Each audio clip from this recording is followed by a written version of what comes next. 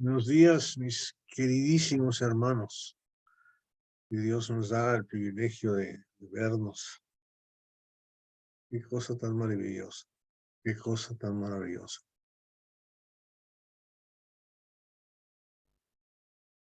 Aquí estamos, un grupo de tus hijos, Padre. Aquí estamos en tu presencia, Padre. Aquí nos has hecho sacerdotes. Nos has hecho sacerdotes. Es interesante y muy importante ver la función de sacerdocio, y por eso se menciona tanto en la palabra de Dios, porque Dios es muchas cosas. Dios es resurrección, Dios es amor, Dios es juicio, Dios es justicia, pero Dios también es sacerdote. El orden de Melquisedec no tiene principio ni fin, no tiene padre ni madre, es el rey de la paz, es aquel que bendijo a Abraham. ¿Cuál es la función del sacerdote? Y eso me encanta, porque la palabra nos dice en 1 Pedro 2:9 que ustedes y yo somos el real sacerdocio, pueblo de Dios. Apocalipsis 1:6, Apocalipsis 20:6 dice lo mismo. Somos reyes y sacerdotes. ¿Qué significa sacerdote? La definición más corta que tengo y más clara está en Malaquías capítulo 2. Dice el versículo 5, mi pacto era con él, está hablando de Leví, los levitas, de vida y paz, los cuales le di para que me reverenciara. Y él me reverenció. Estaba lleno de temor ante mi nombre. ¿Cómo es un sacerdote? Alguien que da y rinde reverencia a Dios y tiene temor al nombre de Dios. Tiembla a su palabra. Tiembla cuando se da cuenta de la responsabilidad que tiene. Fíjate bien, ¿cuál es la verdadera instrucción que estaba en su boca? Estamos hablando de nosotros, del sacerdocio. Y no se llama ni iniquidad en sus labios, ni un chisme, ni una mala palabra. En paz y rectitud caminaba conmigo. Me encanta eso. ¿Se dan cuenta lo que es un sacerdocio? Alguien que camina con Dios. Alguien que camina con Dios. En paz y rectitud caminaba conmigo y apartaba a muchos de la iniquidad. Ese es nuestro trabajo. No es cuestión de llegarle y decir a una persona, no peques, no peques, no peques, pero somos entre nosotros mensajeros. Vamos a reunirnos al café con Dios. Vamos, despiértate y vamos a trabajar. Vamos a escuchar la palabra de Dios. Vamos a hacer lo que tiene que hacer. Apartar a muchos de la iniquidad. Pues los labios del sacerdote deben guardar la sabiduría, y los hombres deben buscar la instrucción de su boca, porque él es el mensajero del Señor de los ejércitos. Qué cosa, ¿no? Él es el mensajero. Ese es el sacerdocio. Ahora, claro, el sumo sacerdote, el patrón de todos ellos, ¿verdad? Era un sumo sacerdote carnal, y eso Hebreos capítulo 5 ya lo han visto, que como era. Y vemos los ejemplos ya en la época de Jesús, eran unos verdaderos traidores al Señor. Hacían exactamente lo opuesto a lo que hacía un sacerdote.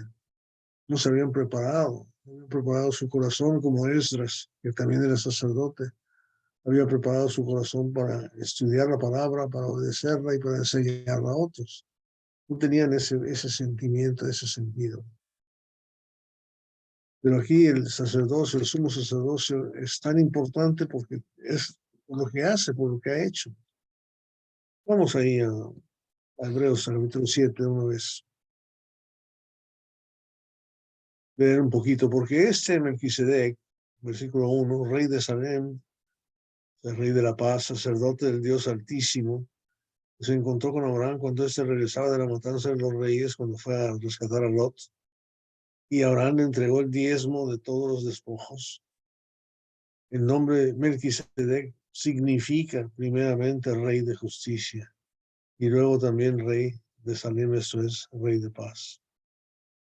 No tiene padre ni madre. Fíjense la naturaleza de este sacerdote tremendo a quien Abraham honró. Consideren pues la grandeza de Melquisedec, a quien Abraham, el patriarca, dio el diezmo. Oigan bien, ¿quiénes son esos sacerdotes? En el tiempo de Israel era el pueblo de Leví, porque así lo escogió el Señor. Y ese pueblo de Leví ofrecía sus sacrificios, pero recibía su sustento de las otras 11 tribus.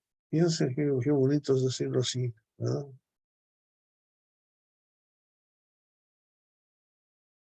El versículo 11 dice, ahora bien, si la perfección era por medio del sacerdocio levítico, ¿qué necesidad había de que se levantara otro sacerdote según la orden de Melquisedec y no designado según la orden de Aarón? Porque cuando se cambia el sacerdocio, necesariamente ocurre también un cambio de la ley. Pues aquel de quien dicen estas cosas pertenece a otra tribu. Me está diciendo que la nueva ley es mejor que la antigua ley, porque el sacerdocio que tenemos es muchísimo mejor que el sacerdocio viejo. Versículo 23 dice, los sacerdotes anteriores eran más numerosos porque la muerte les impedía continuar. Pero Jesús conserva su sacerdocio inmutable, puesto que permanece para siempre. La primera característica del sacerdocio de Jesús, hermanos, es que es eterno. Y era eterno desde el principio, desde Melquisedec. Ese orden de sacerdocio, que es un intermediario entre nosotros y Dios, que es de donde viene el conocimiento y la sabiduría, de quien viene la instrucción y la dirección, de quien viene el sacrificio para nuestros pecados. Fíjense bien. ¿Sí? Pero Jesús conserva su sacerdocio, el versículo 24, inmutable, puesto que permanece para siempre, por lo cual, versículo 25, Él también es poderoso para salvar, oigan bien, para siempre a los que por medio de Él se acercan a Dios. Aquí está la primera característica tan fabulosamente especial de ser cristiano, hermano. El judío no tenía oferta de salvación eterna, no estaban en el pacto. Ningún sacerdote ni sumo sacerdote podía hacer que la persona recibiera un perdón de pecados eterno. Pero aquí tenemos un sacerdote que tiene esa característica, que no tiene principio ni fin y es eterno. Y oigan bien, ¿okay? Por lo cual, Él también es poderoso para salvar para siempre a los que por medio de Él se acercan a Dios, puesto que vive perpetuamente para interceder por ellos. Qué bueno que resucitó, ¿verdad? Si no hubiera resucitado el Señor, no tendríamos nada. Muestra su eternidad. Porque convenía que tuviéramos tal sumo sacerdote santo, inocente, inmaculado, apartado de los pecadores y exaltado más allá de los cielos, que no necesita, como aquellos sumos sacerdotes, ofrecer sacrificios diariamente, primero por sus propios pecados y después por los pecados del pueblo, porque este Jesús lo hizo una vez y para siempre, cuando él mismo se ofreció. Porque la ley designa como sumos sacerdotes a hombres débiles, pero la palabra del juramento que vino después de la ley designa al Hijo, hecho perfecto para siempre. Y podríamos seguir leyendo, pero dejemos en qué. Ahora, ¿qué es el beneficio para nosotros? Pues ya lo vimos, es nuestra salvación perpetua.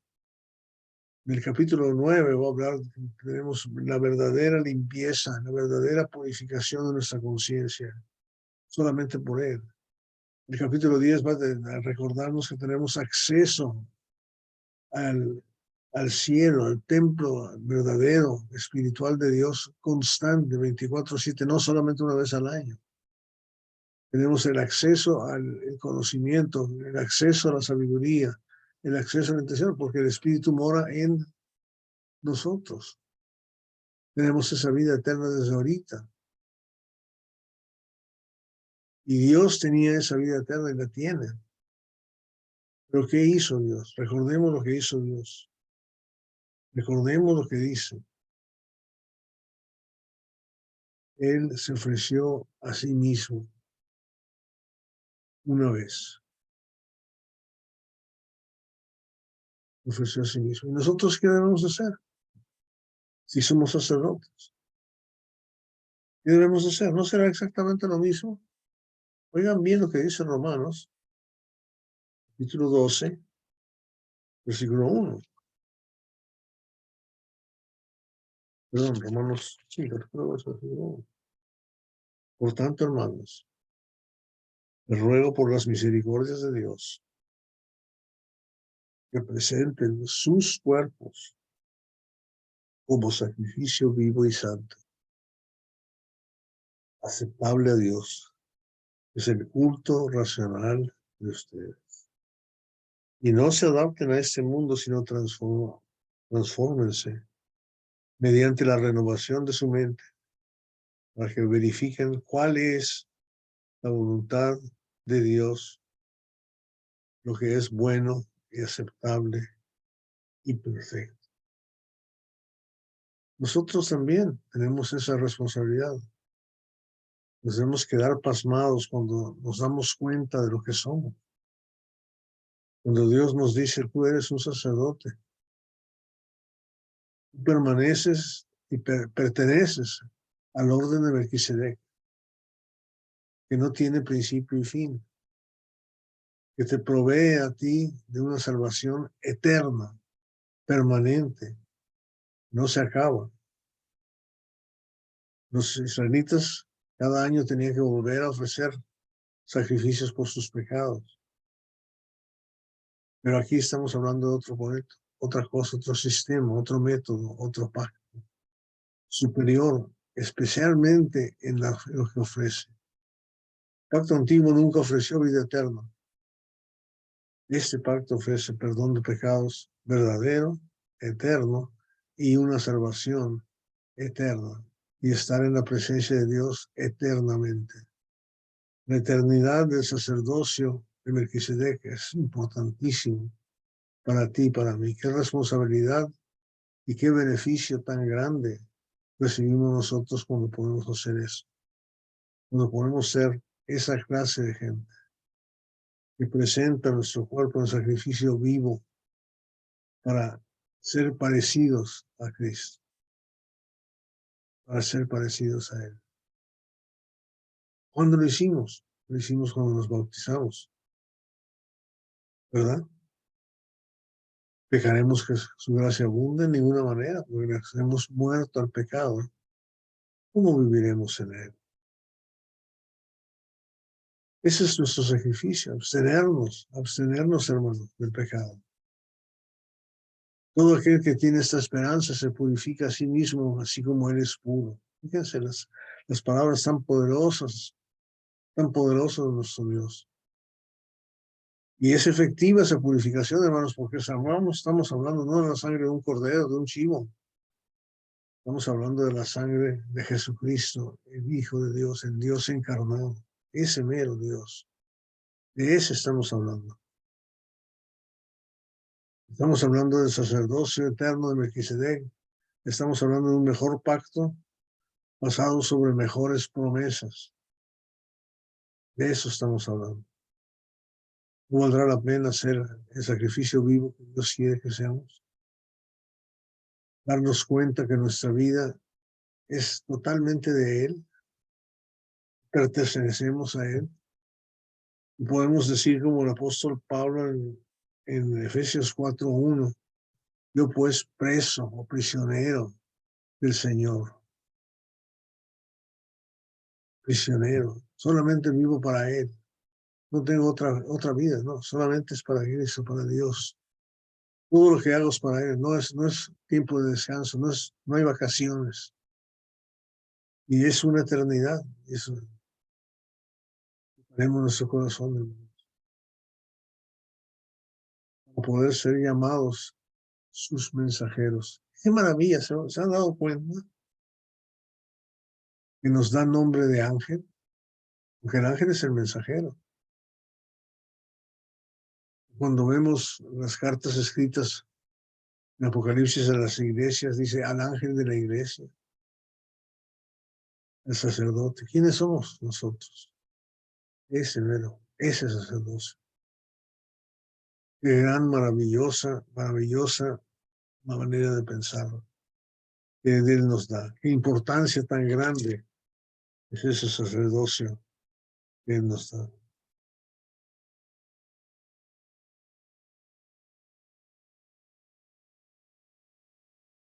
Vemos.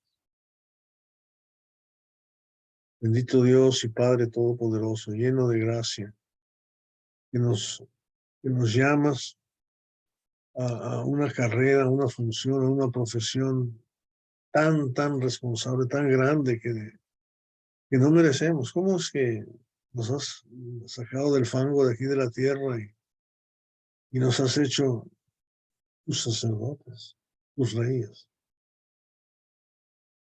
Así como escogiste a David, que era pastor de ovejas, y lo hiciste rey de tu pueblo.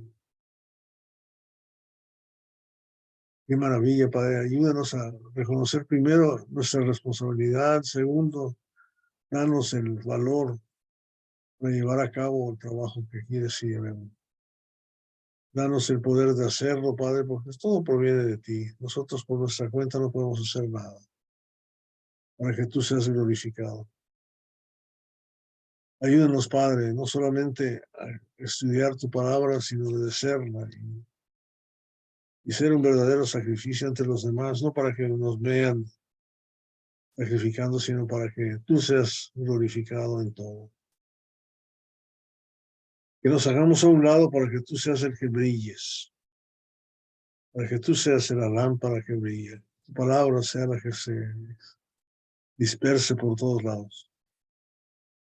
Todo esto, Padre, sin merecerlo, te lo agradecemos y te pedimos que al darnos cuenta nos dejes dedicarnos, que seamos verdaderamente tu sacerdocio, que realmente seamos un sacrificio vivo, podamos llegar a otros de tal manera que ellos se obedezcan y te sigan. Ayuda a tu iglesia en tantos lugares donde el mundo nos ataca. Sabemos que hay oposición, pero sabemos que estamos en tus manos y sabemos que podemos acceso y que tú no fallas, nunca nos fallas. Estate con cada uno de nosotros, no nos dejes hacer ese viaje solo. No queremos ir si tú no estás con nosotros. Ayúdanos, Padre, a reconocer nuestra relación, nuestra profesión, y gracias por tu Hijo Jesús, nuestro sumo sacerdote. En nombre de Cristo, en Él es el que oramos. Amén.